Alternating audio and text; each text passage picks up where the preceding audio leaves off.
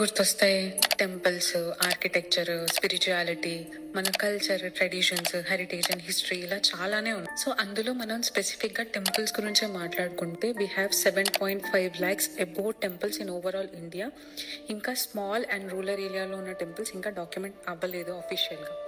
So అది కాకుండా మన ప్లేసెస్ని బట్టి కూడా టెంపుల్ యొక్క ఆర్కిటెక్చర్ చేంజ్ అవుతుంది. ఫర్ ఎగ్జాంపుల్ సౌత్ ఇండియాలో ఒక type of temple architecture use చేస్తారు అండ్ నార్త్ ఇండియాలో ఒక type of temple architecture use చేస్తారు. సో మనకి Indian or Hindu temples architecture అనేవి 3 typesగా డివైడ్ చేసి ఉంటారు. సో అదేది అంటే ద్రావిడ, నగార అండ్ విసార. సో ఈ ఆర్కిటెక్చర్స్ని యూజ్ చేసి సౌత్ ఇండియాలో ఒక టైప్ ఆఫ్ టెంపుల్స్ని కన్స్ట్రక్ట్ చేసినారు, నార్త్ ఇండియాలో ఒక టైప్ ఆఫ్ టెంపుల్స్ని కన్స్ట్రక్ట్ చేసినారు.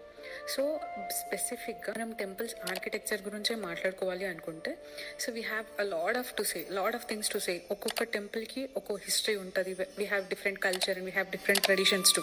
సో మనం టెంపుల్ని బట్టి అక్కడ ప్లేస్ని బట్టి we have different story there. So let's discuss about all these things. Mostly temple architecture ఈ 7 days ఆఫ్ సిరీస్లో మనం డిస్కస్ చేసుకుందాం. And guys